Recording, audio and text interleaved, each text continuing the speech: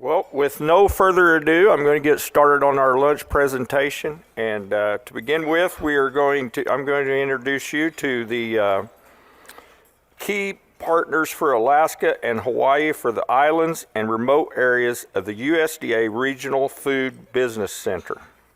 And with no further ado, Harmony Williams, Robbie Mixon, and Salih Azizi.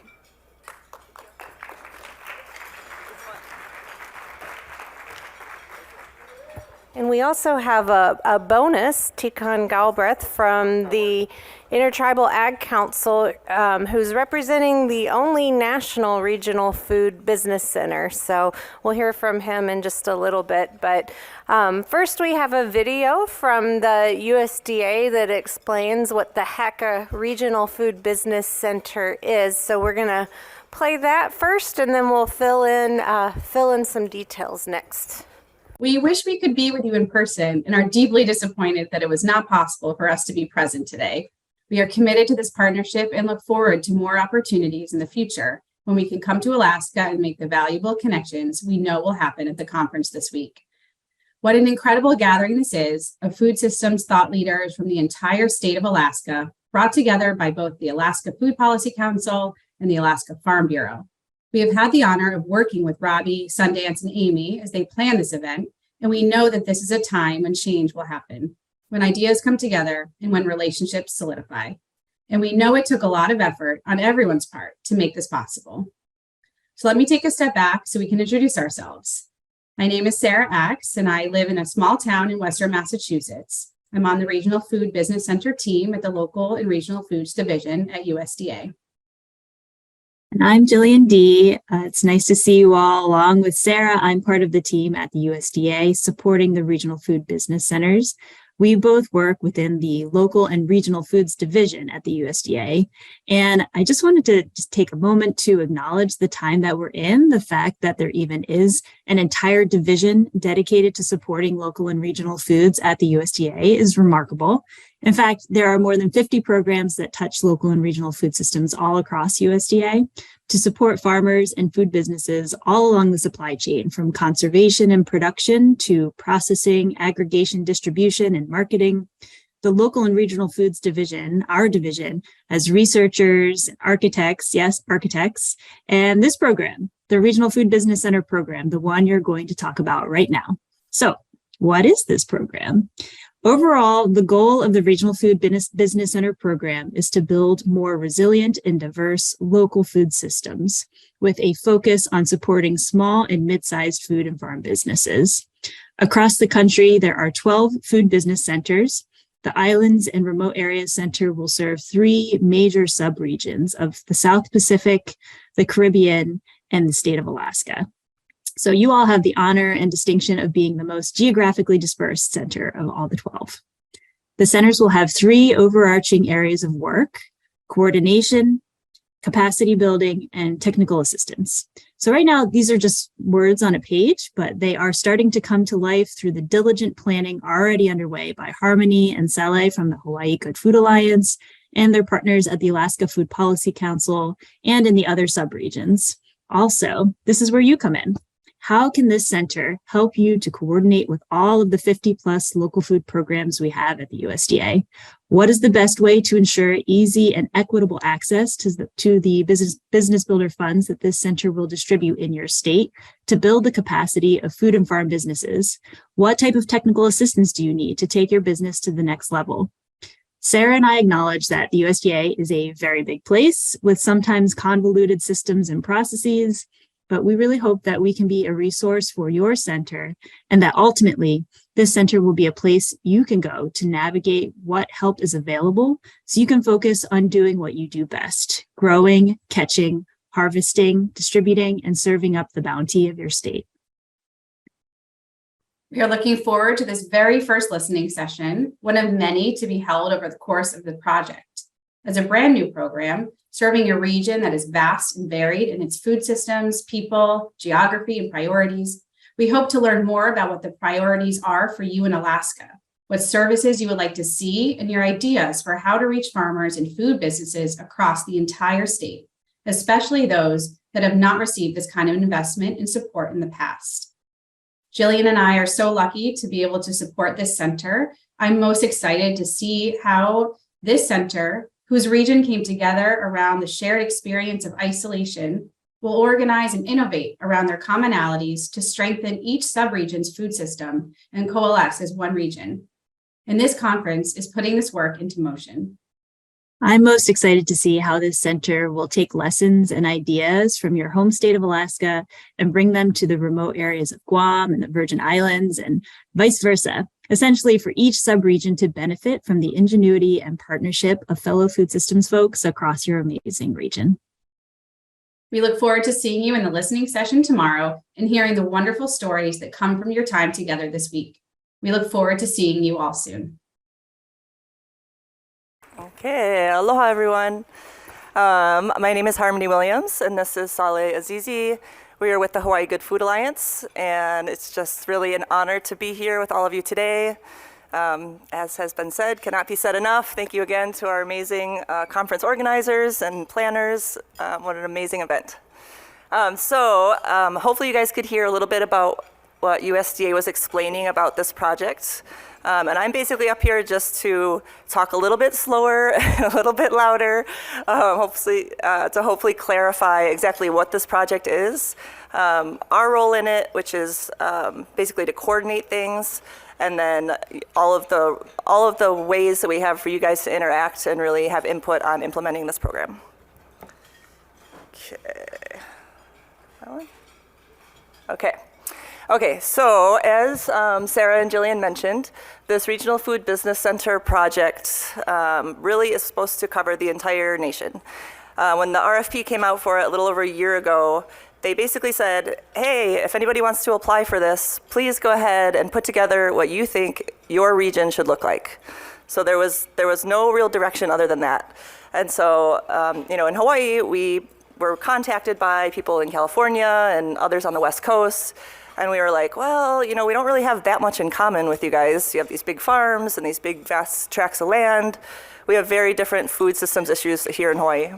And so then through a series of synchronicities, and through various, food systems conferences and meetings, we were able to connect with people here in Alaska, people in Puerto Rico and U.S. Virgin Islands, and people in Guam doing similar work. And we said, these areas of the country have a lot more in common than we do with the continent. And so we contacted USDA and we said, could this work?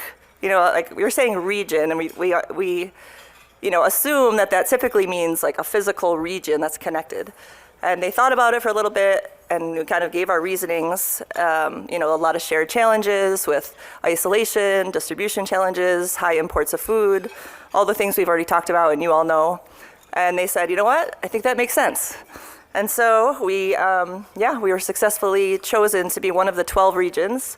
As you can see, there's 10 regions across the continent that are geographically connected. The 11th region is the Intertribal Council, which we're going to hear about in just a little bit. And then our region, the 12th region, is the islands and remote areas. So it's basically all those gray pieces not connected to the continent.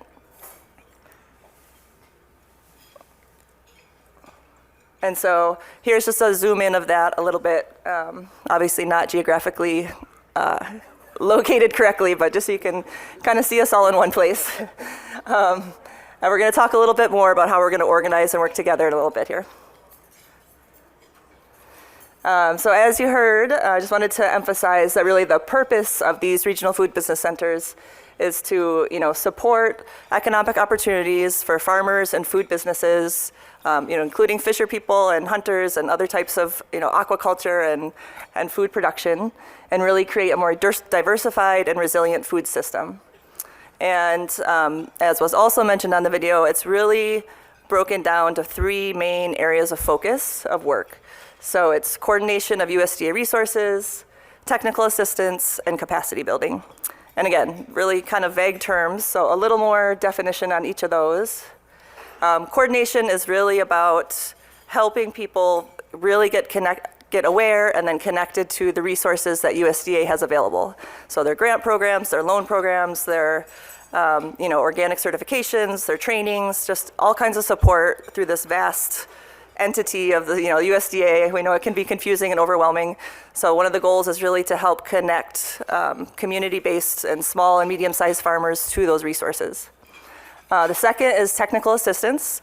So again, depending on what kind of food production you're in, farmers often start off as beginning farmers, and then they get to to get to the next level, they need some education or some training. So really figuring out what kinds of training is needed to help advance those businesses. And then the part I'm most excited, or most of us are most excited about, is this capacity building, which really means grants to farmers and food businesses.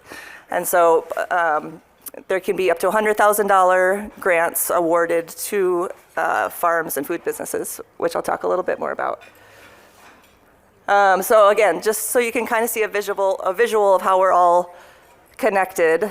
So the Hawaii Good Food Alliance was chosen to be the lead applicant. And really all that means is we just handle a lot of the administration. We're not trying to be a top-down, we are not experts about Alaska food systems. We are not experts about Guam or Saipan or Puerto Rico or Virgin Islands and their food systems. So we reached out and found experts or community leaders in each of those areas. Here we were really fortunate to connect with Robbie and the Alaska Food Policy Council. And we found other entities like the Guahan Sustainable Culture in Guam. The U.S. Virgin Islands Good Food Coalition is leading up the Caribbean region. And so basically we're trying to make sure that each place is really local information and bottom up, right? This is not USDA coming in saying this is what you need. This is not Hawaii coming in saying this is what you need. This is each region really deciding what they need for themselves, and then us just helping with the paperwork and the administration of that. And so, when we started putting this application together, like I said, a little over a year ago, we started meeting on Zoom and, a lot of Zooms. But we basically came up with, again, those 3 buckets. And then we said, what are the areas that we really want to focus on? And so, again, based on collaborative input and, these experts from the different regions, we came up with these 6 kind of program areas. So production, helping people just increase their farming or food production.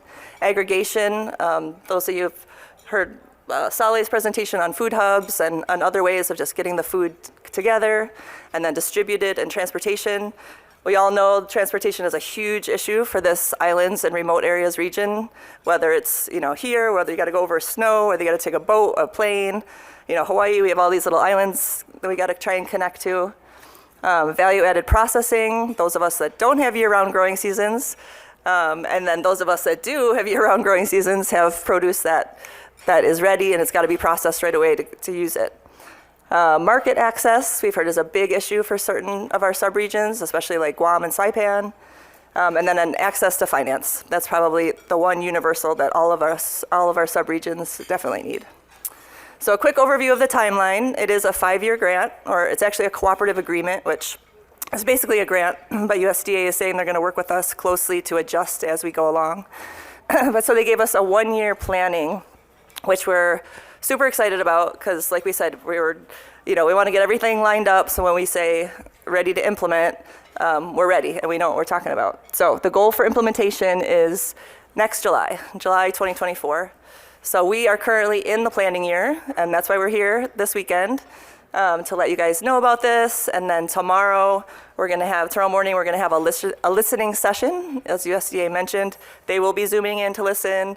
We'll be there facilitating and asking questions and taking notes and trying to get that planning input. And then here's just a little bit of kind of some of the input we'll be looking for. So really, we want to make sure we have a really good understanding of the current situation. We're calling it the baseline assessment. And with that, the strengths, the weaknesses, opportunities, threats. Then second, I got all ones, but I guess they're all important. Number 2, the technical assistance and USDA coordination, what is needed.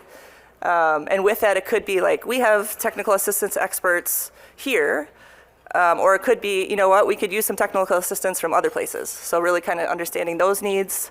And then 3, the business builder grants. We want to hear like what kind of grants are needed. You know, what are the types of things that you really need funded? And so we can start to incorporate that into how the program will be administered.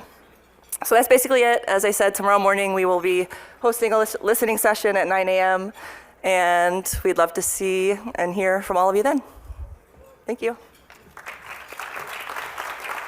Thank you.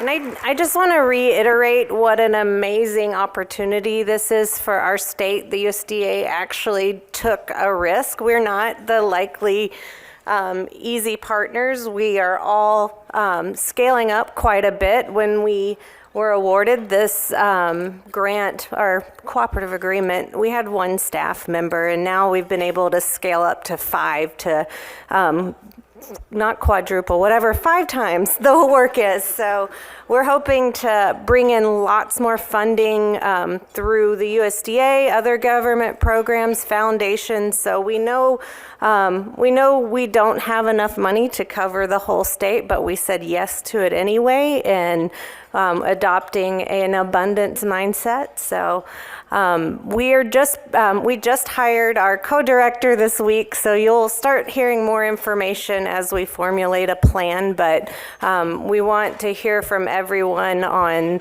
their needs and views, so there'll be lots more opportunities than just tomorrow, but if you want, come to our listening session and learn more, and I'm going to pass it on to Tikaan to let y'all know about the National Tribal Business Center.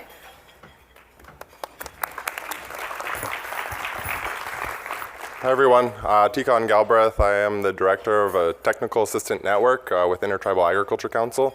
For those of you who aren't familiar with IAC, we were founded in 1987 during the farm crisis, recognizing the discrimination that was occurring at the time through USDA towards tribal producers. So 87 membership tribes came together and said, we need to do something about this. I'll dive into it a bit more during the keynote, but I just wanted to lay that context to share that we are happy to announce that we were awarded the same Food Business Hub cooperative agreement, and we are the only national business hub center. So we're serving all of Indian country, and we use that term.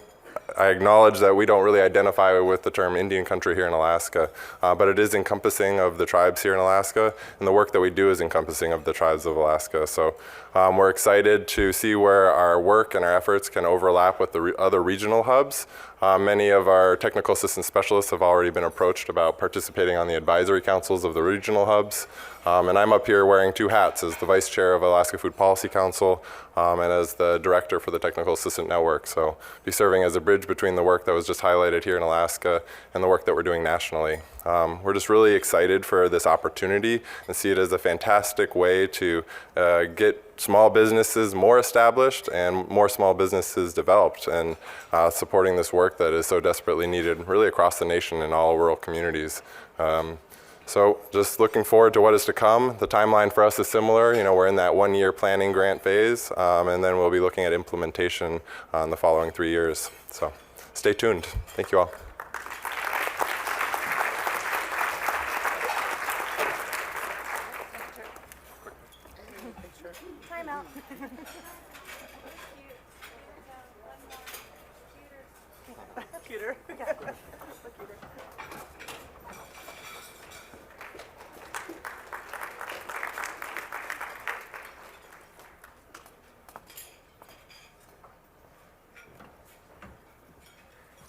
All right, everyone,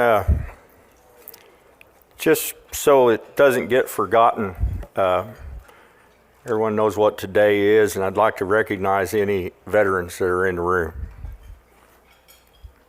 Would you please stand if you're a veteran?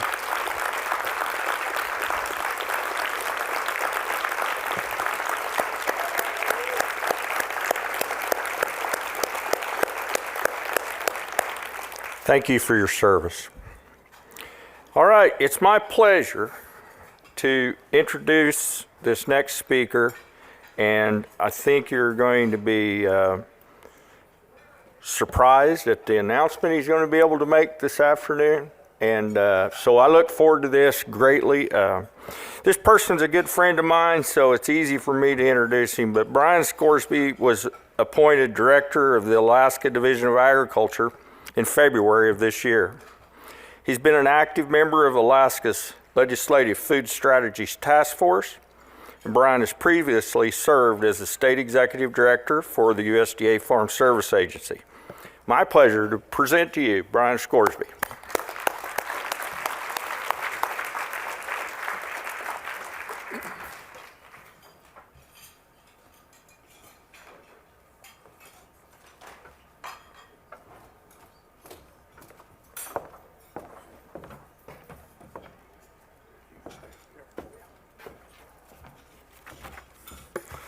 Thank you very much, Scott. It's a pleasure to be here. I want you to know that I'm from the government and I'm here to help. In the Gettysburg Address, President Lincoln closed his address by saying that the government of the people, by the people, for the people shall not perish. I can truthfully say that the staff that I work with at the Division of Agriculture work for the people, and they are here to help as well. 23 years ago, our forefathers in Alaska brought forth a new era of agriculture in Alaska with a dairy project at Point McKenzie and a barley project in Delta Junction. The land and the climate in Delta are ideal for growing barley and other grains. Credit needs to be given to all the farmers who grow barley and have developed and established a customer base to purchase that barley. As an industry, the margins in growing barley are not great. A grower will make their annual plan of how many acres they're going to grow, the cash the grower, how much fertilizer they're going to need, how much seed, fuel, machinery, labor, so that they can operate that equipment, project their harvest, and their available storage when complete, all the costs involved, just to have a product to deliver to their customers. They then hope that Mother Nature smiles and they have a good growing year with favorable weather. Missing in this whole calculation is a place to sell any excess grain. Missing is a supply line for anyone wanting to purchase grain for any grow a feeding operation. Missing was a steady supply of grain in reserve for buyers. Missing was a point of sale outside of a farmer-developed market. Not missing were the forces of nature that this industry weathered in 2022. In 2022, the Alaska grain industry suffered a very late spring due to the heavy snow the prior winter, an unusually late frost when the grain plant was flowering, then an early frost when the seed head was filling, causing withered kernels and lightweight barley. The collective harvest was less than planned and expected, causing a feed grain shortage in the state. This shortage was in addition to the 1,000 extra acres that had been planted from the prior year. Typical demand was higher than supply, so the cost of barley went up. With this perfect storm, farmers had to reduce expenses and began heavy culling, keeping the most productive animals for breeding, selling market livestock before they grew to their full weight, and those are all proper management techniques. These actions reduced demand for feed grains. They reduced so that the farmer could keep their costs in check. Demand still exceeded supply. The State Division of Agriculture was here, and they stepped up to help. Leadership at the division and staff put together a feed cost assistance program to offset the high cost of feed for growers. The team at the Division of Agriculture, as well as private partners like Alaska Mill and Feed, put together a transportation cost assistance program. And we paid the freight expenses to import barley, like Andrew said this morning. These actions help keep the price of feed grain within reach for growers. The Division of Agriculture paid out about $850,000 in both programs. It's worth noting that the division staff was nominated for the Governor's Denali Awards in teamwork for this effort, and they received honorable mention honors. The Alaska Farm Bureau has had a goal for the past several years of developing a barley reserve. If we had had adequate feed supply in the state from a reserve in 2022, we could have weathered that storm. We could have kept more breeding livestock on the farm and grown market animals to full size, but that was not the case. When I was very young, I was introduced to the theater. I had an uncle who opened a live theater in West Yellowstone, Montana. The movie or the play Cinderella, it has some great lines, and I like to repeat some of those. In your mind, remember the scene in Cinderella when Cinderella left the ball as the clock struck midnight. She ran down the palace steps, lost one of her glass slippers, and ran on anyway. The prince vowed to find the girl whose foot fit the slipper and marry her. In Disney's animated version, the prince came to Cinderella's home, and the wicked stepsisters were trying on the glass slipper. Their feet were too big, and the slipper didn't fit. Anastasia and Drusilla, they were pounding on the slipper on their foot, saying, "I'll make it fit." Working in state government is kind of like that. I have those "I'll make it fit" moments.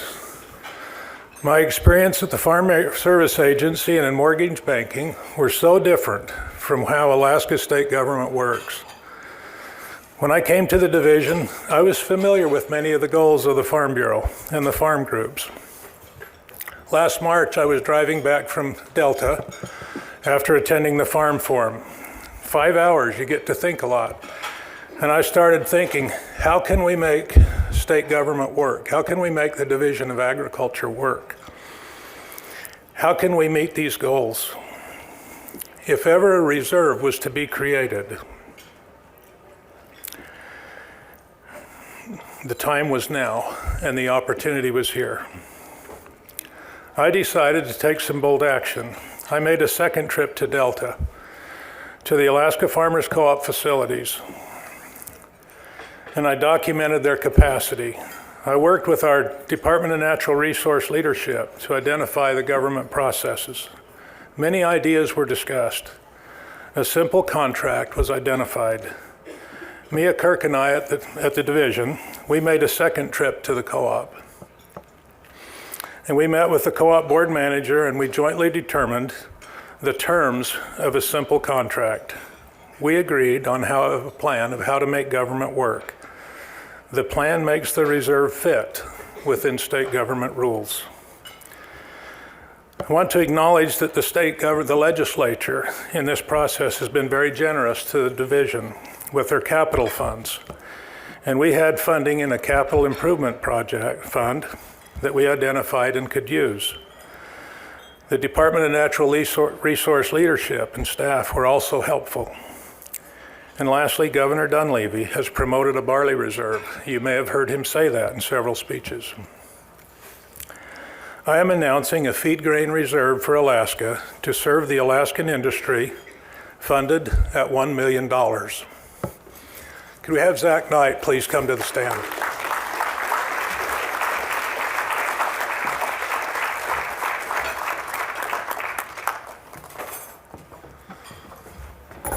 Zach, I'd like to present to you this check for $1 million to fund this reserve account.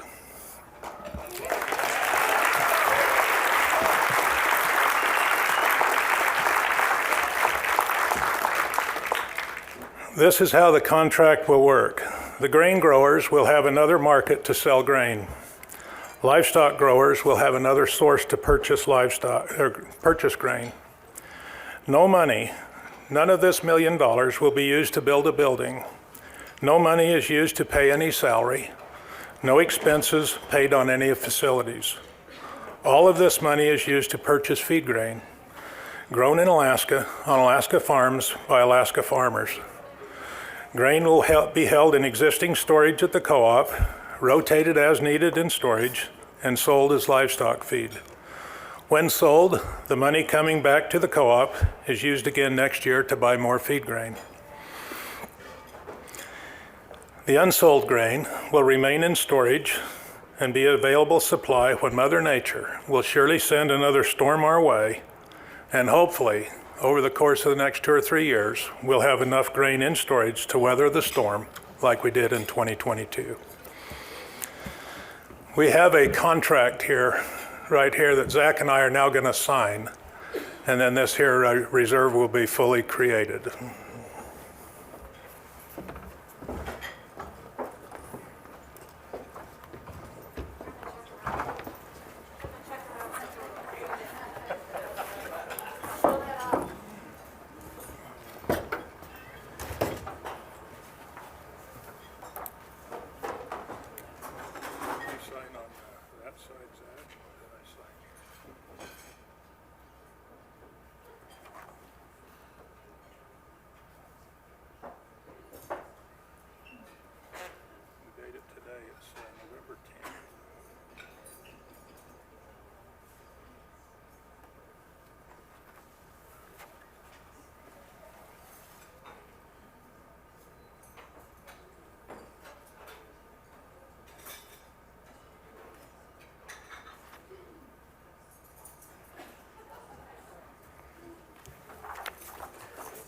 Okay, I witnessed it, and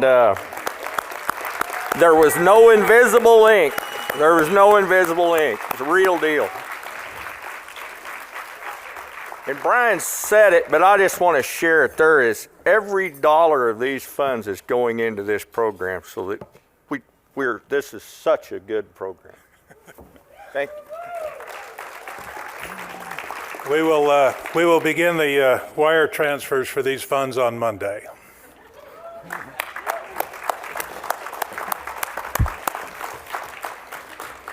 The cardboard check was a request of mine. I am on the board of the Alaska Farmers Co-op, and I couldn't think of any way to document this better than handing off a big cardboard check. And by golly, Brian made it happen. So the Division of Agriculture can move mountains in Alaska.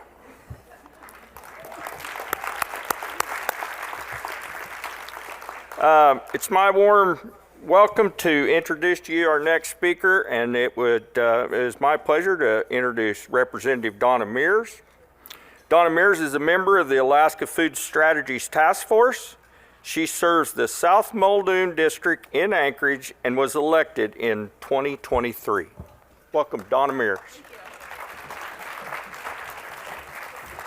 Hello, everybody. So great to see so many folks here interested in not just good food, but good local food, and all the entrepreneurs that are involved in that. So yes, I'm Donna Mears. I am from South Muldoon, home of the Muldoon Farmers Market. I am the daughter of David, who is a retired ag engineering professor from Rutgers University, which is the land-grant university in New Jersey, and the daughter of Dorothy, who was a 4-H leader when I was a kid. So glad to be in a crowd where I can bring all that together. I am really excited that there's a lot of collaboration and support for the work that you all are doing, and then we get to do that in the legislature, that I get to do this policy that is in some of my roots. We've got support from the governor's office. We've got support from both the House and the Senate, Democrats, Republicans, and everybody that's there for this work. We've got a 36-member task force, but we've also got all of you. So this work that we're doing, we need to identify the barriers and the policy changes that we can do as a state so that we can do projects like this, so that we can reduce the barriers so that y'all can do your work and feed us wonderful good food like we have today at lunch. So part of the public process, we have a feedback form. We've got year 1 of 2 reports that have been delivered. We've got a feedback form for public testimony. So there's a couple of ways you can do that. There's a physical form, Annalise has some. You have them in your bags, and there's also some at the registration table. But if you're interested in taking a little more time over the current report or have some feedback for the future reports, there's also a QR code on here, and you've got another week to do that. So this public testimony is open through next week on Friday. And there's also a website on the bottom, except if you could get your sheet out and get out your pens, and if you could change that .com to a .org, that'll get you there way better. So thank you all for your work. You can find me. I'll be here most of the day and throughout the weekend. And anyone else that you identify that is on the task force, we're really looking forward to your support because we are trying to solve the problems that you guys are running into with solutions like the Division of Ag is taking. Thank you all very much, and I look forward to your feedback.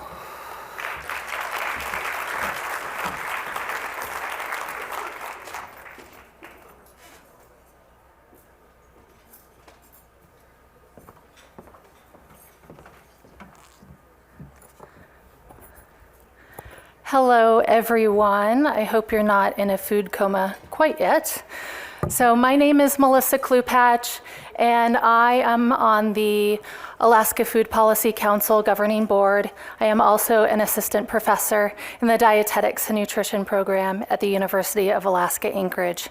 I can't even begin to tell you how excited I am to introduce our next keynote speakers. I have known them for quite some time now, and I look up to them and learn from them every time I am with them. So I'm excited for you to learn from them as well. But before I introduce the keynote speakers, I want to give a shout out and a huge thanks to the sponsor of these two keynote speakers, and that's NANA Management Services. Yep. We want to thank your support. It is greatly appreciated. So with that, I will first introduce Tikaan Galbreath. Tikaan Galbreath is Otna Athabaskan and a tribal member of the Mentasta Traditional Council. Tikaan, as he's already said, is the Technical Assistance Network Director with the Intertribal Agriculture Council. He is also the Alaska Food Policy Council Vice Chair. And he co-chairs the Indigenous Foods Working Group for AFPC, and is on the Alaska Food Strategies Task Force Executive Board. Our other keynote speaker is Meda Dewitt. Meda Dewitt is a Tlingit traditional healer, certified massage therapist. I might have to contact her soon. I'm in need of a massage therapist. Ethno-herbalist, educator, and virtual and in-person events coordinator. And one thing she didn't have in her bio is she is one amazing mama as well. So Meda has an associate's degree in science and human services, a bachelor's degree in liberal studies focusing on women's rites of passage, a master's degree of arts in Alaska Native traditional healing from the Alaska Pacific University, and is currently, gosh, could you do any more? It's awesome. And is currently in an Indigenous Studies doctoral program at Wanaga, okay, in New Zealand. So give it up for our guest speakers, amazing humans, Tikaan and Meda.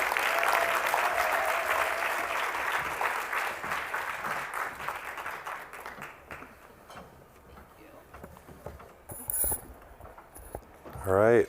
Hi, everyone, again. So honored to be standing here in front of you. Thank you so much for the introduction, Melissa. It was very generous. I have to be honest, when thinking about doing this keynote, I was like, what do I have to say to all these people? There's so many smart people in this room, so many perspectives present, and why am I up here? I still don't know.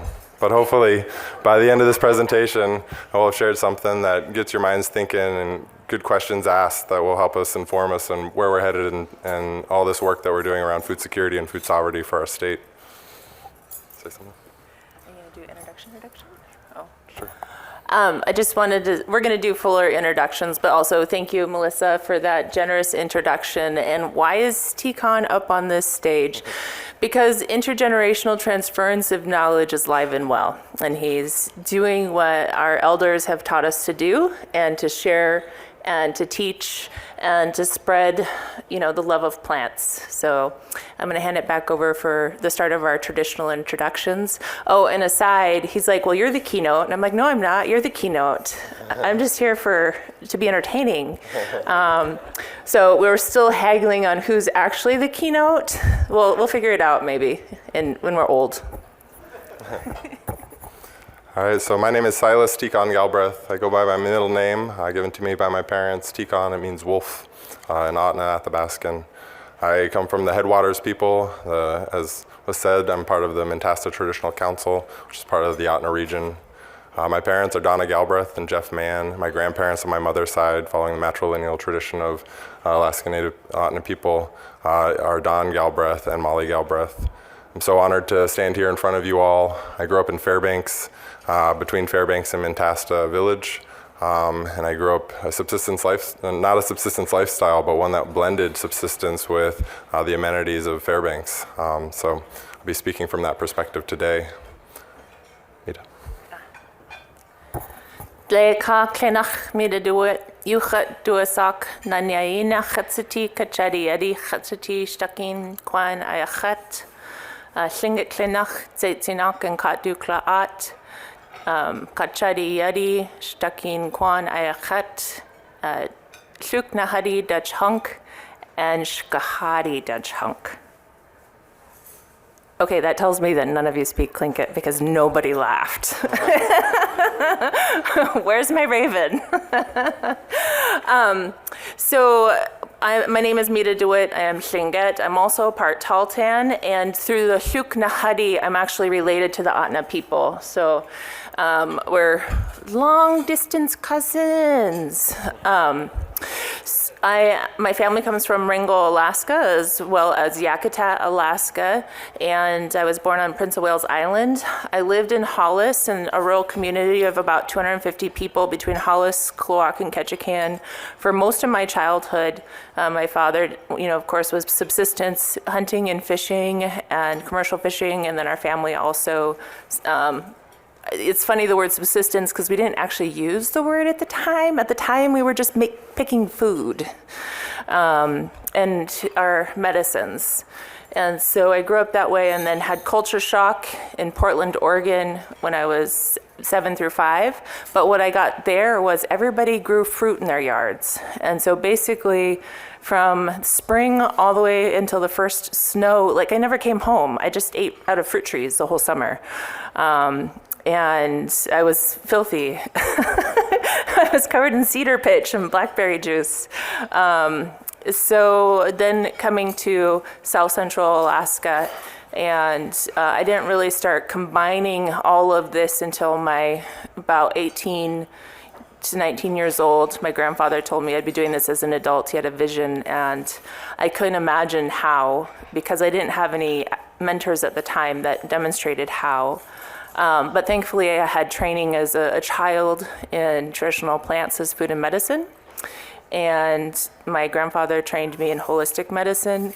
And then I've had some really wonderful mentors. We've both had mentors such as Dr. Rita Blumenstein and others. And we've been able to come together. And actually, this is a journey that just didn't start last week. Maybe it did. But we started, yesterday I was at the other conference, the IAC Alaska Summit Conference, and I was so proud watching this guy up on stage hosting a conference, because the first time I met him was in 2012 at the first Alaskan Plants as Food and Medicine Symposium. And he was just young and, full of ideas and dreams, and talking about his Anchorage food mosaic and bringing people together over potlucks and having deep conversations. And it was great because a lot of times people think of traditional healing or traditional plants education in the Western context. A lot of times it's thought of as women's work. Traditionally, though, it was everyone's work. Our hunters had to know what kind of medicines to use when they were out on the land. They had to know how to, bone set. They had to know all of these things. And so this kind of resurgence of plant medicine and plants as food really kicked off in 2012, because at that time it was taboo for us even really to talk about it or use it on campus. But we had the go-ahead from some of our supervisors who believed in that vision, and we were able to host.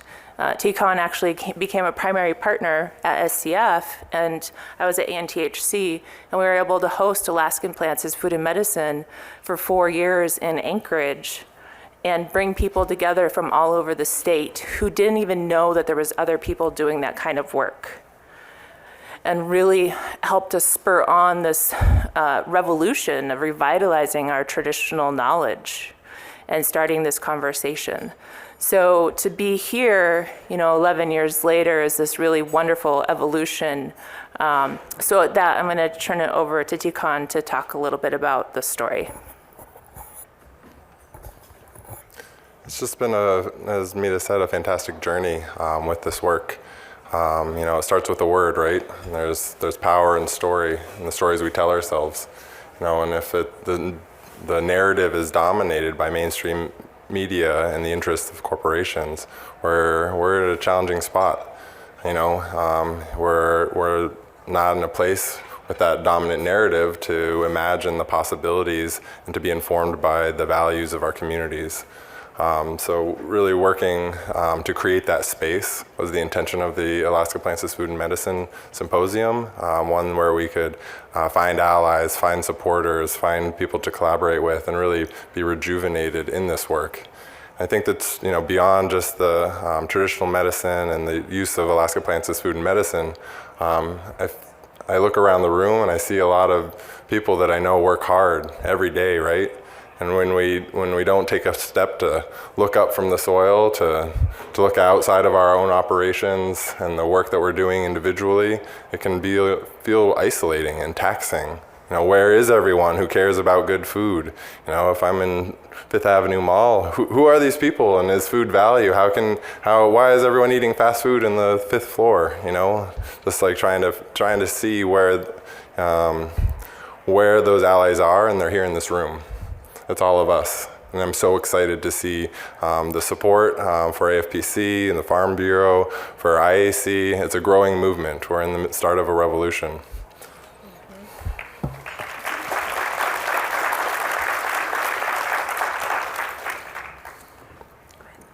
So I wanted to start this conversation with a visualization. So if you entertain me, you can close your eyes. You don't have to though, but if you could just join me in thinking, can you picture your house in your brain, the home that you've created for yourself or with your family? Now can you picture a farm? What are the details of that farm? What are the colors you see? What are the crops? What production is happening? Now picture wild game moving across the landscape. Can you picture tracking that game? Can you picture others? How about the return of fish in the fall, in the summer, coming back to our land from their journey to the ocean? Can you picture that? Now picture last year's harvest. Did you fill your freezer? Did you fill your fridge? Did you can it? Did you share it?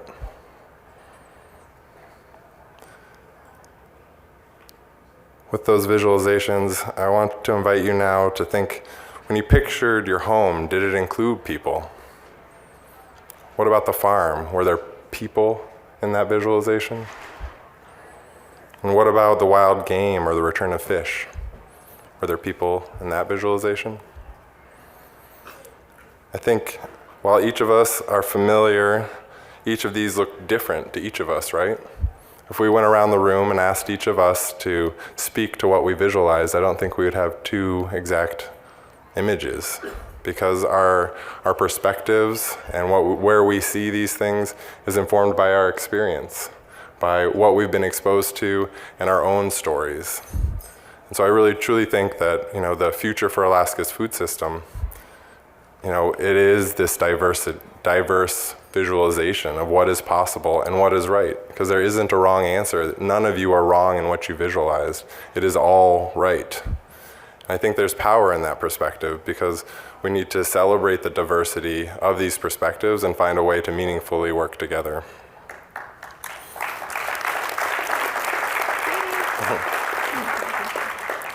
So I think Alaska is uniquely positioned to not only imagine what is next, but to ask the question, how do we want to get there? You know, I can see what is next in this room reflected in the mission statements, in the visions of our organizations, in our goals for next year with our operations. That's what's next, and we're gonna get there.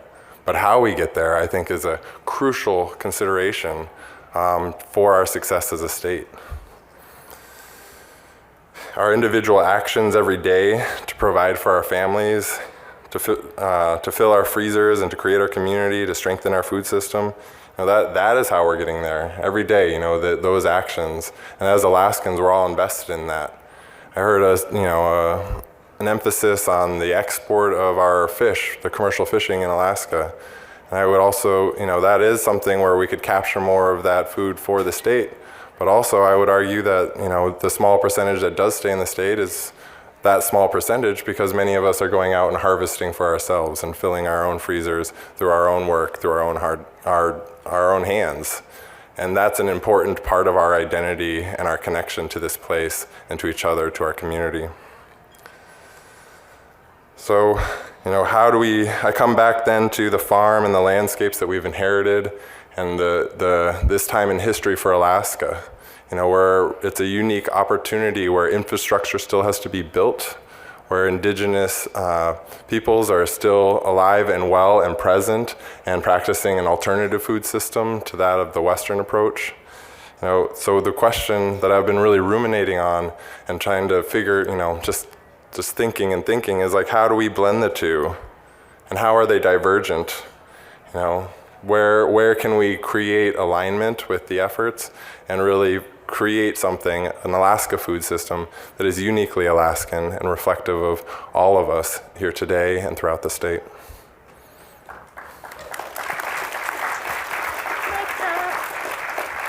I'll speak to themes and my APC.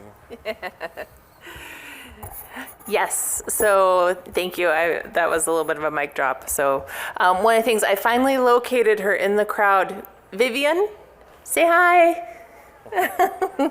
She was at that first Alaska Plants as Food and Medicine and successive ones with us as a harvester and teacher as well. So I just wanted to make sure to acknowledge that she was part of the story.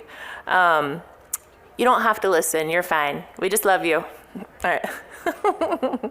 So the themes in this presentation today that we're going to cover, these are not just ones that we randomly picked. Tikaan was smart enough to have them squirreled away, and they are actually from the collective notes from the years that we put on the conference and from the harvesting guidelines that our community from around the state put together. And so we'll be highlighting these themes throughout this presentation and talking about them. We aren't going to have a lot of words. You can thank Tikaan for that. Usually I word dump on my slides so people can cite things. But I looked at what he put together, and I didn't really want to spoil it. I wanted to keep it the way it was. So you can thank him for all the beautiful pictures. But our themes are sovereignty. Sovereignty is foundational. It's that ability to everything. Take care of yourself, autonomy, self-governance. You know, as Alaskans, even though sovereignty is a tribal and traditional value, I think that it's cross-sectional that we value our freedom. And that's one of the values that we share up here in the state. We also have holistic action, meaning that our activities affect others and others' activities affect us as well. Respect for life, for self, for community, for nature. Stewardship, which is a cornerstone of our livelihoods as Indigenous people. And most folks in here work with food production. You understand the concepts of stewardship and what that brings to you as a person in feeling whole. Sustainability, preservation, our values guide us, so we'll talk about those shared values that we can all connect to. Education and knowledge, and protection. One of the things that we are doing now, like he's with IAC, one of the hats that I'm wearing is I currently work with the Wilderness Society and the Imago Initiative. And the Imago Initiative is looking at Indigenous stewardship of our federal lands. So the Wilderness Society is one of the oldest conservation groups in the United States. And they wanted to transition their model from being the Western colonial model to one that is in partnership with Indigenous people. So they specifically brought on Carlin Ichuak and myself to help navigate through that process of partnership because wilderness is not a concept that exists here pre-contact. Things weren't wild and unkept, right? We stewarded them. We helped to care and protect for the lands and the animals and the berry patches. So it's deeply ingrained into our livelihood, like I said. So protection is transitioning to not one of building walls and having it kind of go feral. Protection is transitioning into entering back into our highest best manifestation as humans, where we are stewarding the land and helping to protect, the plants, the animals, the fish, the insects as our relatives and as other nations. Our goal is to raise awareness and demonstrate the value of importance of Alaska Native foods and their influence on the state of Alaska, historical politics, and its importance for a resilient future. Do you want to talk or do you want me to go? Okay.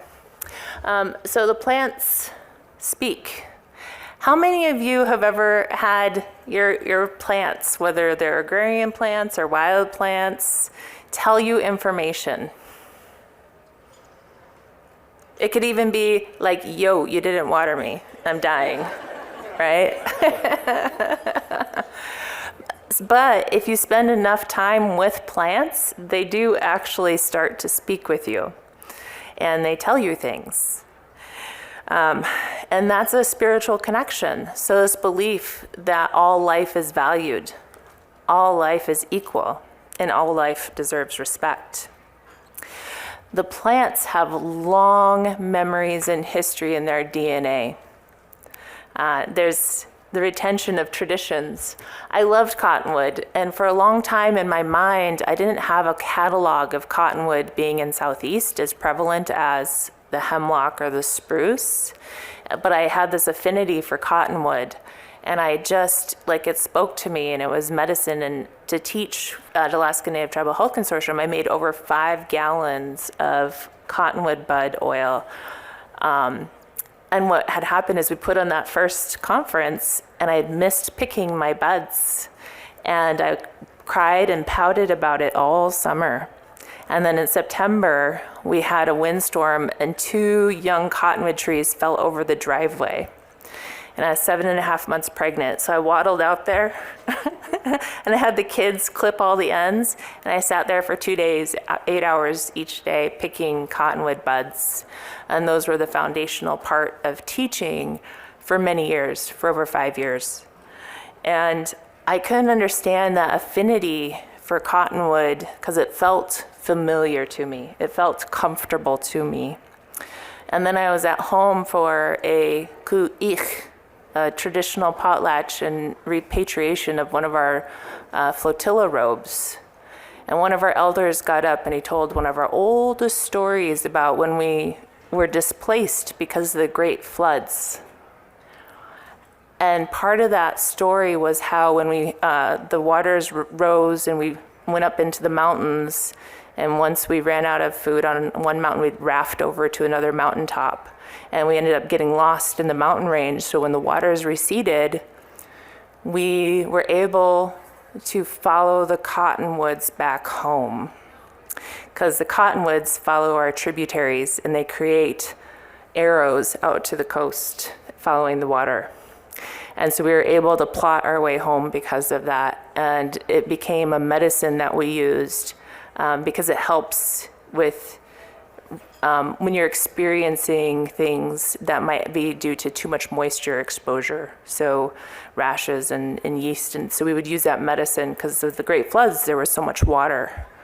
And so not only did it help us find our way, but we were using the medicine too. And then that told me, I was like, oh, that's why cottonwood has been my homie for over 10,000 years, right? So why wild harvest? Wild harvesting includes an inherent invitation to slow down, to be present, and to engage with Mother Earth.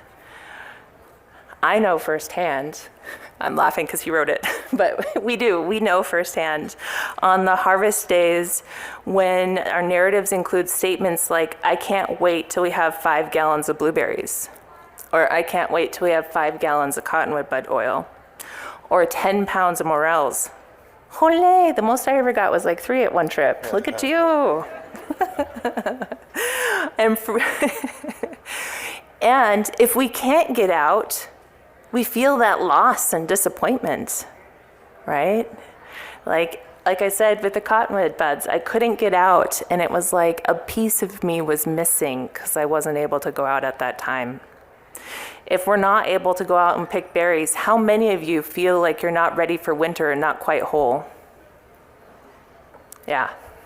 And that's not just Alaskan Native people, that's Alaskans, right? It's part of who we are. Cultivating a relationship with plants. I want you to tell this one because this is your story and it would be really weird if I told it. So Meda spoke to some of it, but cultivating my relationship with plants. My grandmother always told me the plant will present itself to you in the time of need. So how often have you guys walked down the path and seen a plant and it just like pops out? First time you notice it, like wow, like what is that plant and why is that? That's the plant speaking. It's saying, learn me, meet me, build a relationship with me. And that's the plant presenting to you, potentially for a reason, a need in your own life, that offering its medicine to support you in whatever you are navigating currently. So this can mean also thinking about seasonality. It can mean eating with the seasons. When you think about when spruce tips present themselves in the spring, if we consume those spruce tips, the benefits of those and clearing the stagnation that kind of builds up over the winter, the starches and the sugars and the proteins that were heavy in our diet, and right when we're ready to flush it all out and to refresh with the spring, there are those spruce tips ready for us, presenting themselves. So it can also mean that when the plant speaks to you, it reveals itself for the first time, to learn about the plant and integrate it into your diet. So to put it onto your plate. And the best way to learn a plant is to harvest it and to taste it, to really be engaged with it in that way. Plants are complex and diverse in their expression, and then everyone's relationship with the plants are unique as well. So another truth that I've been told is that when a plant community goes unused, it goes away, right? It moves on because it says, oh, I'm no longer needed. I don't have that relationship with that community, with that person, and that disappearance of them is a truth. We need more people engaged in relating to the plants. And I also expand that to think about, where we put our energy is what we cultivate, right? So we're all here because we're investing in Alaska's food system because we believe in the future that we have together in that production. And so the same lesson coming from the plants, if we stop putting our energy into that, if we stop putting our intention, having that relationship, well, the Alaska food system will cease to exist. It won't be here for us to harvest from, to be fed from. So throughout this presentation, we're touching on these different themes and its applicability, the lessons that we've learned through our relationship with the plants over the years and how it can really apply to the food system that we're building together. Oh, go back. Yes. Yeah, What did I do? go ahead. This one? No. This one? Stop. Here. Go. Thank you. Is Jennifer here? Yeah. Look at that beautiful face. Hi, Jennifer. Okay. All right. I like to think I'm that tall and I can use his microphone. You know, what Tikaan was talking about plants jumping out to you, that happens all the time. You know, people call me a plant expert. I do not call myself a plant expert. I'm still a plant baby. But I'll go out and like all of a sudden I'll be like, who are you? Why do I not know you? Or why do I not know more about you? And so every year there's a plant that you can find to study on more deeply. And that's one of the things that we were taught by Grandma Rita, was to pick a plant each year and follow it for a whole year in its life cycle. And that way you can learn its growing patterns, learn where it's at, and have an intimate knowledge and relationship with it. And I remember her telling me about this and working with valerian one summer. And we worked with valerian. I loved valerian anyways. One of the reasons why is, because it's amazing on its own. But I found in a ethnographic report that there was an explorer and he complained about how bad Tlingit people smelled. Most of those old reports are very racist in many ways. And this guy went on and on and on about how stinky we were, and it's because we used valerian on everything. And at that time, I just heard the stories about people using Devil's Club all the time. But as Alaskans and as Tlingit people, it's all about balance and reciprocity. The whole universe is based on balance and reciprocity. And I was like, well, if Devil's Club is this stimulant, American ginseng, and you get all riled up, and we're like warriors anyways, we're kind of crazy and can get a little, intense. Of course valerian's gonna be the balance, right? Of course valerian is gonna be there to balance that intensity and that stimulation. Valerian helps to reduce anxiety. Valerian helps to relax the muscles. Valerian actually also helps to, I think it directly stimulates like the vagus nerve. And so if people are arguing, they can drink valerian tea and then sit and go through a conversation for mediation. Valerian also does many, many other things, helps to bring on deeper dreams and connect to your subconscious. I think it's one of the better medicines for working with people, especially if you have like hidden trauma or old stories that you need to move out of the body. So Rita, we go out in the spring. She's like, take me out. I want to go out. I said, okay, where do you want to go? And she says, take me Hatcher's Pass. I said, oh, okay. So I drive to Anchorage, drive back out to the valley. We go up Hatcher's Pass. And the snow had just melted. Like there was still snow higher up. And so we hike up through these little hills. And if you do any of you know Grandma Rita or knew her when she was alive? She was like 4'10" and little Yupik lady. And she just starts like kind of like, bounding through these little foothills and moving around pretty quickly. And then she's like, you stop following me. She's like, go dig me some valerian roots. There's no leaves up. There wasn't even dead leaves at that time for me to like figure out where it was. So I had to then take all that knowledge from that relationship with that plant to figure out at what plateau would valerian be growing. Then I had to dig in, and if you know anything about valerian, it grows right next to monkshood and false hellebore and all sorts of things. So I had to dig in there and hope that I found the right thing. And I dug up roots, and she said, okay, go make some medicine with it. And I did.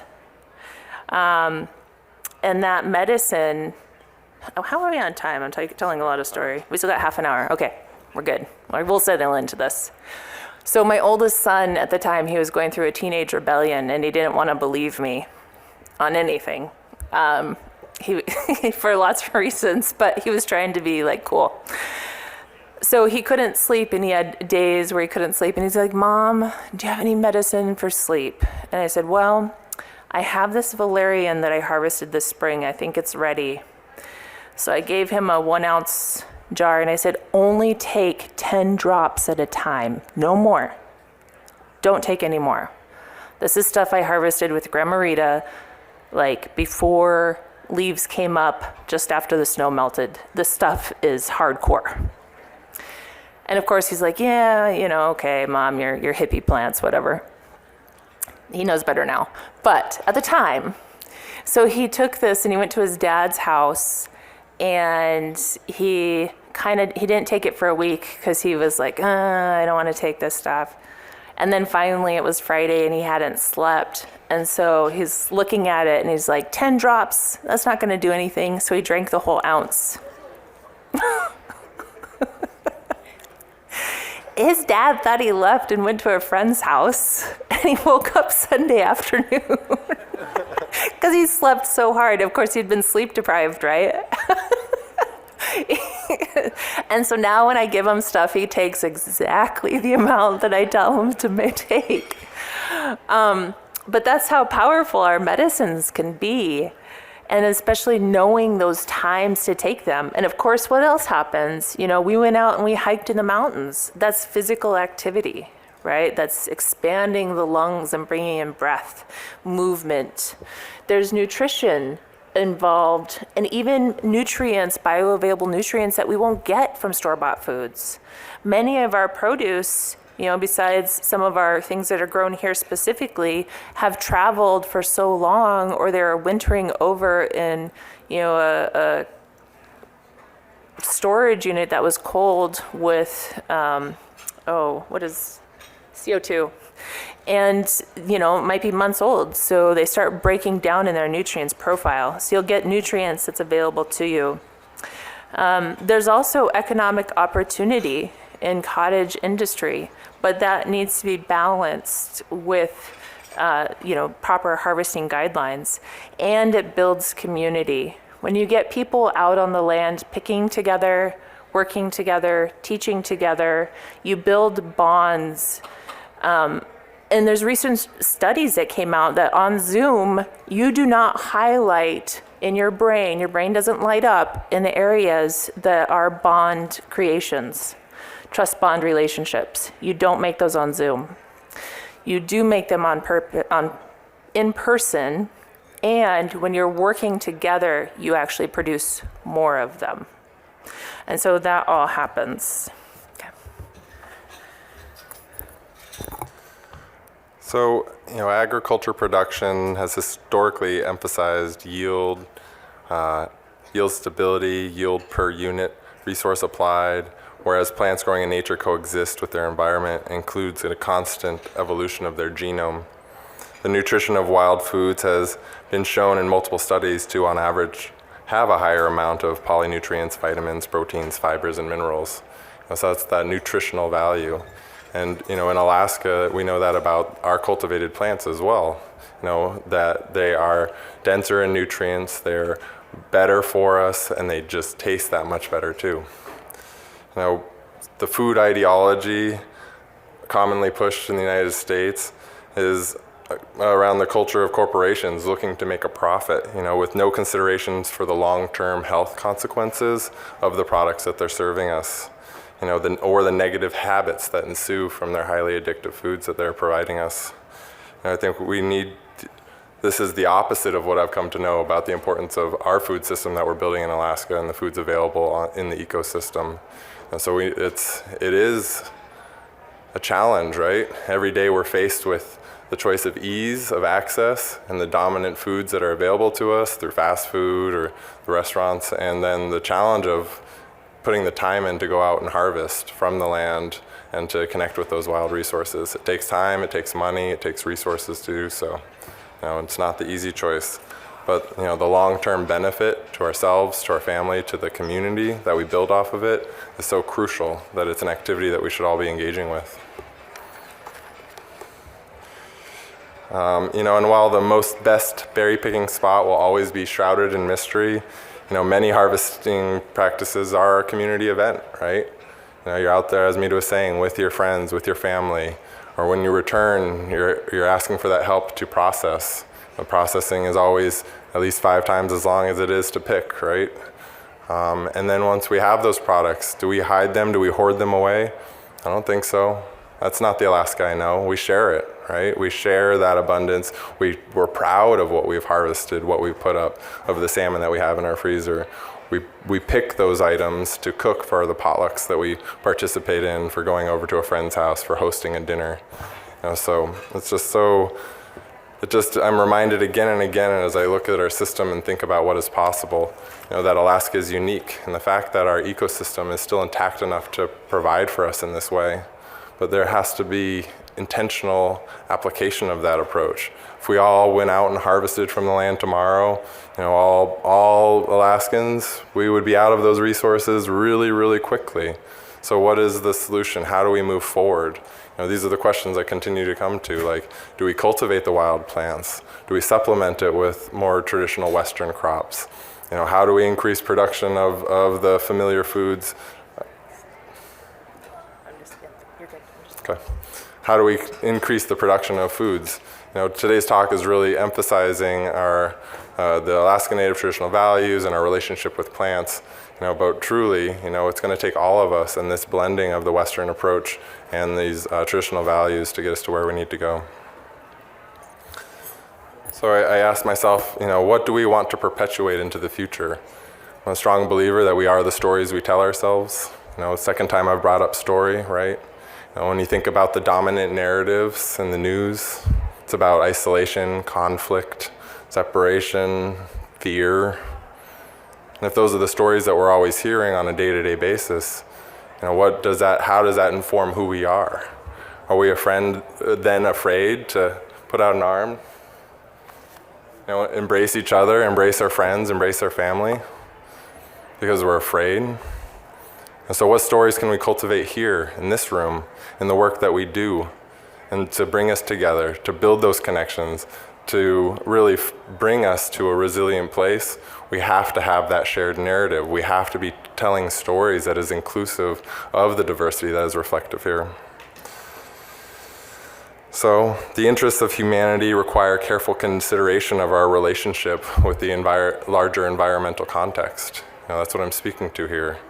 Especially during challenging times, we must take care of and protect these things that are our life source, our foods, that give us sustenance, that sustain us.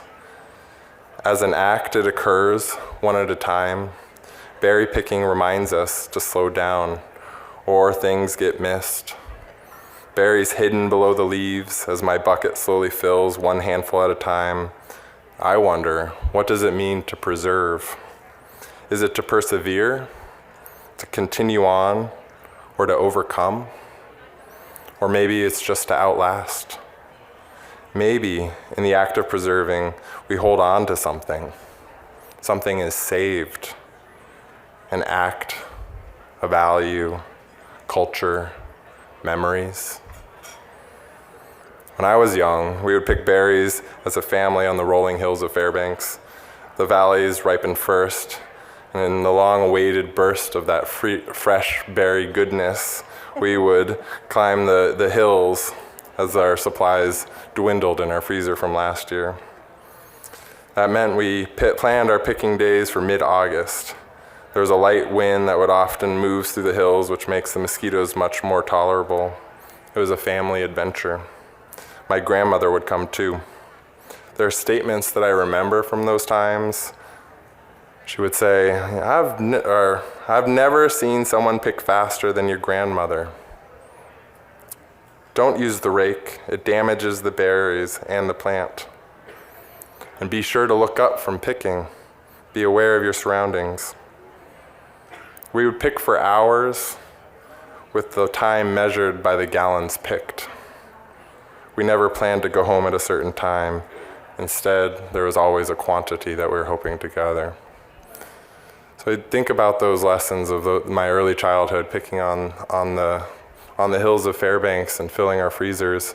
You know, and there was my grandmother, there was my mother, there was me. We were together, you know, practicing this, and the wisdom was being passed down in these simple statements. You know, don't use a rake, but it's better. You know, I imagined that I could do it accurately, right? You know, I could do less harm because I was doing it so intentionally with that rake. But the proof of that wasn't true was in my harvest.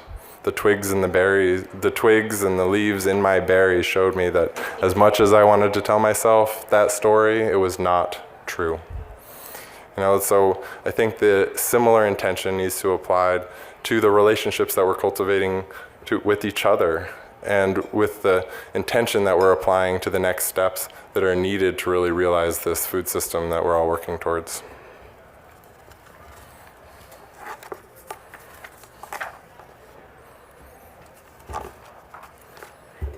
There we go. Respect the plant. Oh, yeah. Okay, thank you. He's a poet, too. Who know it, eh? Warrior poet. So, respecting the plants. I'm sure that you've heard in the theme so far that plants are living beings. And if anybody has ever worked with them, that you know different plant species have different personalities. I guess in Western botany, they call them profiles. And I'm like, poor, where's your relationship and all that good, you know, umami heartfelt experience? So they all have their own personalities and needs when we're harvesting them. So we have to have respect to the plant that we're harvesting, and knowing their story, knowing their growing patterns is so important in that process of harvesting. For instance, we have seaweeds here.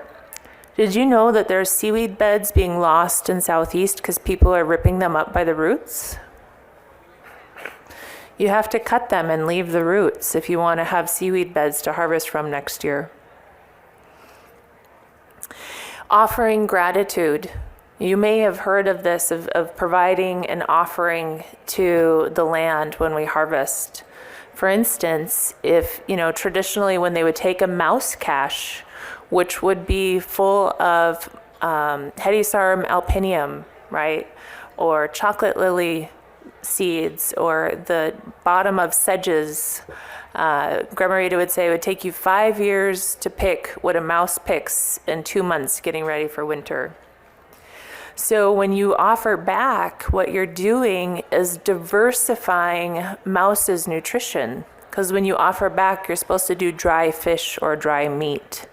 So you're offering high proteins with some fats in there that they might not get enough of.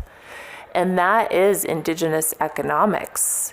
That's a fair trade between those two beings. Plants also have needs, and they may not necessarily be dry fish, but they respond to human interaction. How many of you have seen that if you play music for plants, they grow better? And they like classical, but they like heavy metal better.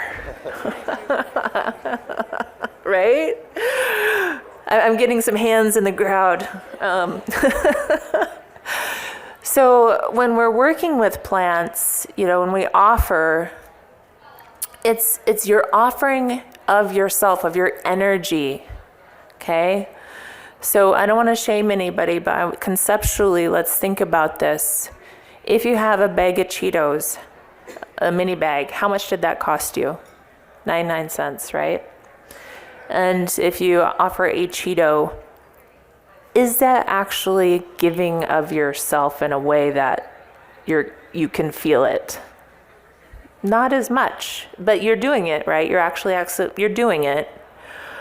But if you were to offer dry fish, you had to have all the gear. You had to have the knowledge. You had to know where you were going to go to do it. You had to have the money to go do it. You had to have the time to go do it. You had to actually then go do it. You had to harvest them. You had to process them. You had to put them up. Then you had to have enough to share and remember to bring it, right? Now, is that an offering that has some weight to it, right? There's other offerings too, like some of our cultural groups, like the Atna, they had a song, a medicine song for each plant. And that family of plants, that's the song you would sing when you would harvest them. And that was a way of giving of energy. And we know now the science backs that up. Like, how wicked awesome is that? Now I need traditional song in heavy metal format.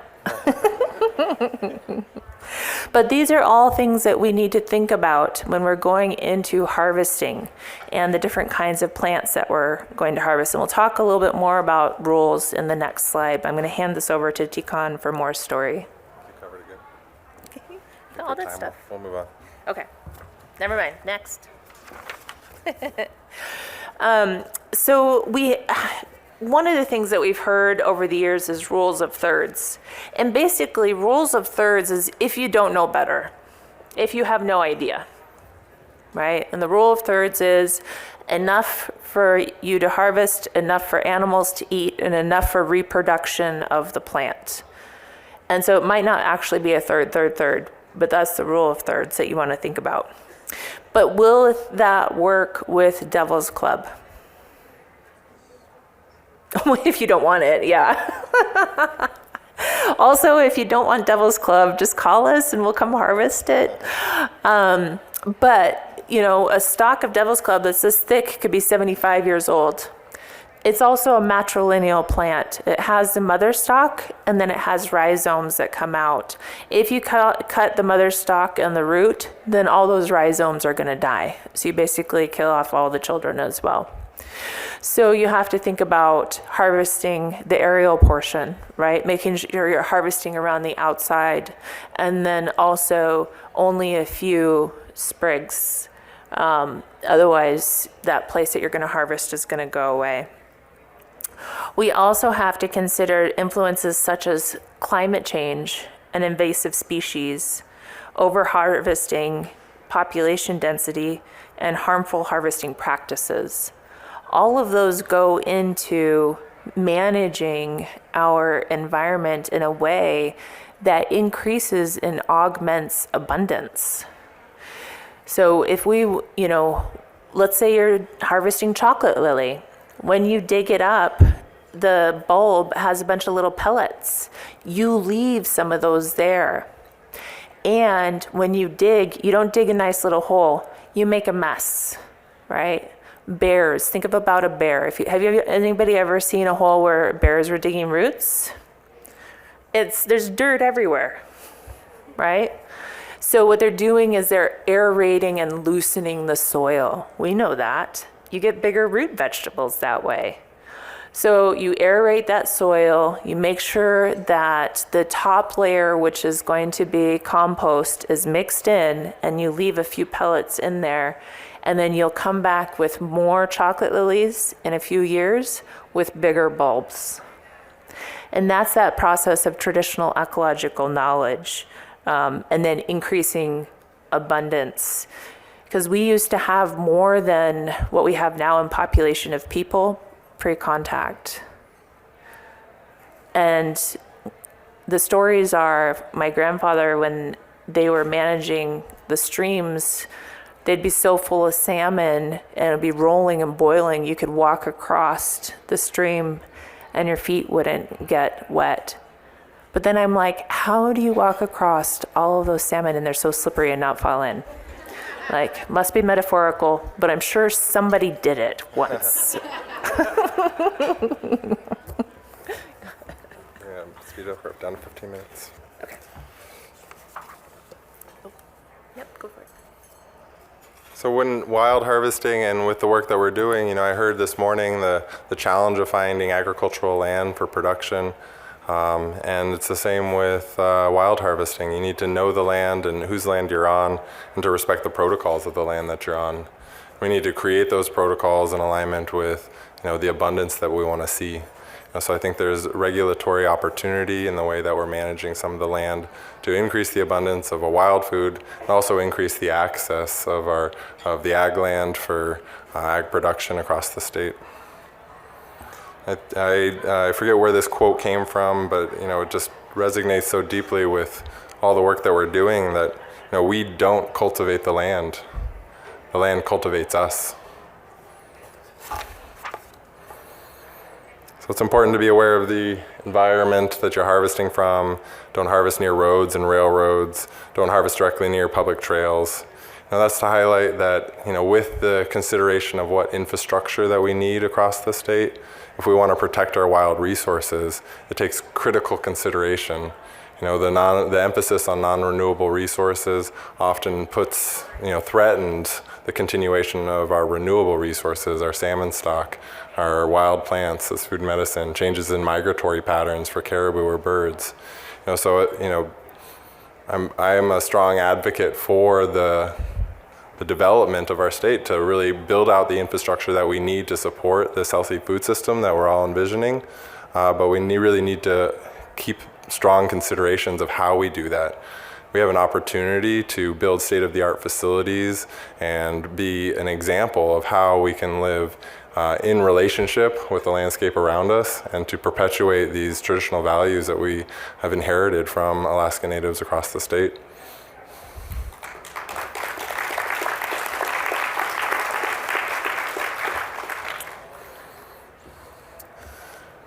So just wanted to, I move into, So the diversity of Alaska's food systems creates an incredible opportunity to pursue creative solutions that can be successful in multiple ways.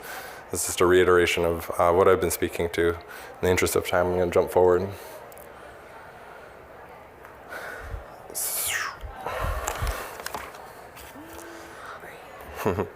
So respect goes beyond having admiration for the beauty or function of a plant.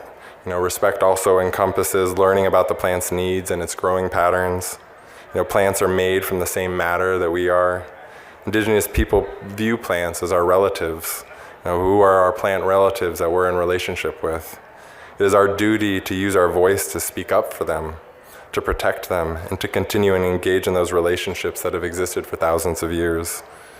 I know many of you in this room may not be Alaska Native, but we all have traditions that we come from, the recipes that we inherited from our grandparents, the values and the traditions that were instilled upon us as children in our homes. And I really believe that we all need to be grounded and connected to those truths. Otherwise we're just afloat in the world as our individual self, grasping, not knowing, not being grounded in who we are and where we come from. And that's a dangerous spot to be, because then the slogans of the corporations saying, this cheap product for 99 cents Cheetos is the right solution for your hunger. Grab it now, a Snickers. We're susceptible to that quick solution, that connection to meet the need. When I think the connection to ourselves and to our family, to our stories, can help fill us up in a way that we aren't hungry for those false narratives that don't serve us, that don't serve our communities. Good job.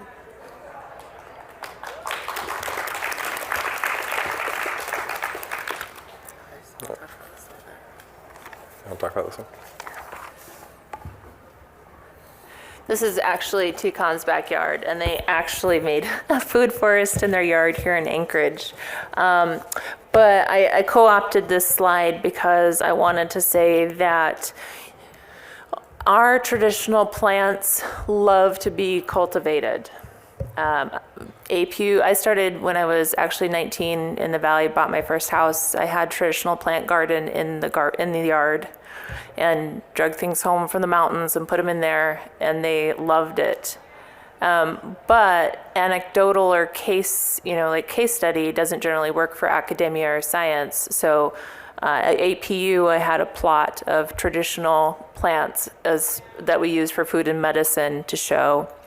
And then that garden actually helped to fill. Kelly had a project, ANMC, the ANMC courtyard.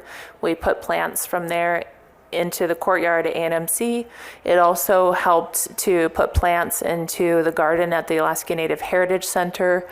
And I'm remiss at the other ones, some at 3rd Avenue and some other places too. So these plants can be cultivated in your yard, and many of them at levels that you can use on a regular basis and put away and store. And so I just want to invite everybody, to bring something home and put it in the yard and work with it. Because as said earlier, if we all went out right now and foraged, well, we'd have to dig through like 5 feet of snow. But 2 months ago, if we all went out and foraged, we'd be like little locusts, right? Everything within 50 miles of Anchorage would be gone.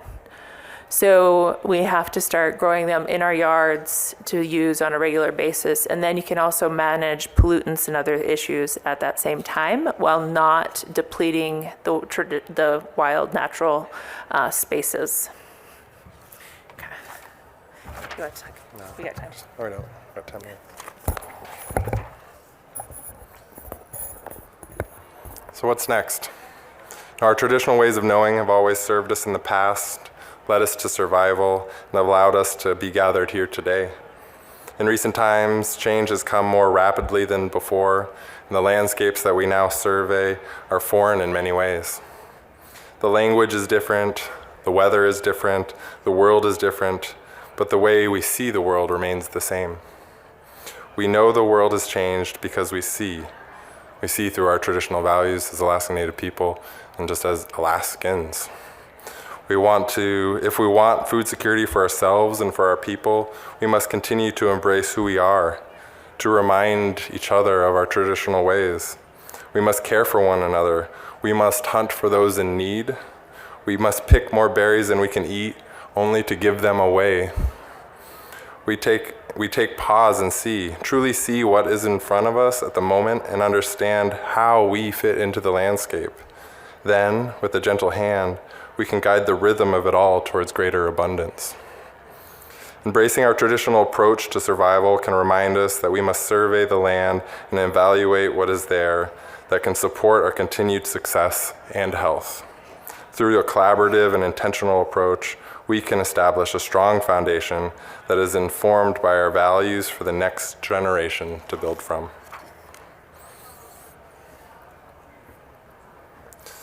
So again and again, I see Alaskans who invest both time and money into ensuring their house is full of Alaskan local food. I never cease to be inspired and amazed by the endless energy and passion that erupts in the midnight sun. I'm so grateful for the fact that so many people spend it on food. And yet there's the fact that gets shared a lot, handed off between presentations. I've already heard it 3 times today, that Alaska imports 95% of its food. This both shocks and scares me and leads me to the question of why. Why is this fact okay? Is it okay? I don't think that it is. In fact, I know a lot of people don't think that it is. And fortunately, there's a great effort to make that change, demonstrated here today through the work that we're doing through this weekend. Whether it's harvesting from the land, buying food produced in Alaska, or sharing a meal with family and friends, I've learned that when there is intention and connected to the actions, there's almost always a ripple effect. So the choices we make on a day-to-day basis is crucially important to building the connection and the system that we're working towards. I choose to intentionally engage with my food, to know where it comes from, to share the gifts that I am given from the land, and in doing so, I hope to see a stronger and healthy economy in the state, to build around our values, our cultures, and identity that are ultimately rooted in our passion for food. What I hope to see more of, and I'm seeing more of every day, is more Alaskan products on the shelves. Every person should have Alaska salt in their pantry, and potatoes grown in Alaska through the winter, and salad from the hydroponic operations that are in many of our communities at this point. And why it's not is a question that still confuses me. But I think that it's an opportunity, I would argue or guess that many of you have those products in your houses. But where's the rest of Alaska in that charge, in that effort to support our producers and to support the production that is happening in the state? Without that connection, without that buy-in, we're going to be faced with an uncertain future as producers. I've heard again and again from producers throughout the state that they could produce more if they knew the demand was there, right? So how do we create that demand? How do we create that connection to this identity, to this food system, so that when people are in the store, they're choosing Alaskan every time?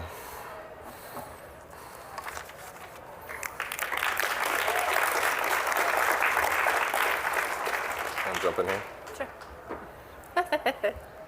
I think that body language of moving away from the microphone means that I'm supposed to come over. 3 minutes here. So let's speed up. It's 3 minutes. I'm saying it. So traditional values to inform the future. Knowledge of language. Our traditional language has information encoded in it about the environment and the plants. I've got plenty of stories, but you'll have to come back for more later for that. Sharing, respect for others, cooperation, respect for our elders, love for children, hard work, knowledge of our family tree, avoiding conflict. It's not the same as conflict avoidance. It means intentionally seeing where there might be a problem and taking care of it before you get there. That's what that means. Respect for nature and spirituality, humor, family roles, hunter success, domestic skills, humility, and responsibility to tribe. Our traditional leaders were not called chiefs. That's an English word that was brought to us. Our traditional leaders were actually servant leaders. They were charged with caring with the families and the community, making sure that they had safety, water, food, medicine, clothing, shelter, and socialization and education. That's what it means to be a true leader. And every single person in this room is working at least on one of these things, meaning that you're stepping into traditional leadership roles. And I'm really grateful that you've come and visited with us today. And I think that these values are things that all of us can connect into as a community and a society that will inform how Alaska grows. Okay.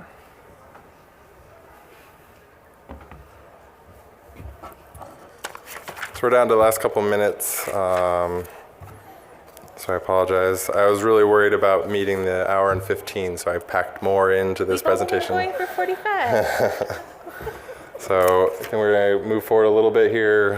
So with Alaska grown products, what I'm starting to see is Alaska-made food and food products on the shelves of every home. Specialty products like herbal vinegars, hot sauces, teas, jams, ice cream, commodities like salt and flour, produce like cabbage and carrots, lettuce, herbs, and potatoes. And proteins like caribou, moose, salmon, whale, seal, crab, oyster, clams, chicken, and pork. We should be eating meals of moose and caribou seasoned with Alaskan salt and garden herbs, paired with Alaskan potatoes and salad greens. Salmon over Alaska barley and wild harvested morels, and with lingonberry sauce, or whale with beach asparagus and salmon berry chutney. With a meal, when a meal is all Alaskan, we become connected to each other through the food we grow, harvest, catch, hunt, cook, eat. If Alaska continues to invest with time and money needed to build the required relationships and infrastructure, that we will receive its money back in the pockets of our neighbors, a stronger community, and a more resilient state economy. The need for change was highlighted for me with both personal and global recent events. Whether it is harvesting from the land, buying food produced in Alaska, or sharing a meal with family and friends, we need to build those connections between each other, between our families, between our communities. I have a couple slides highlighting the work that IAC is doing. I am up here in that capacity as well as AFPC. I'm going to skip that for now, but we do have a booth back there. You can join us and learn more about all the work that we're doing in many ways across the nation. We provide free technical assistance to tribes and tribal producers across the nation. This is the high-level summary. And with that, we'll say thank you.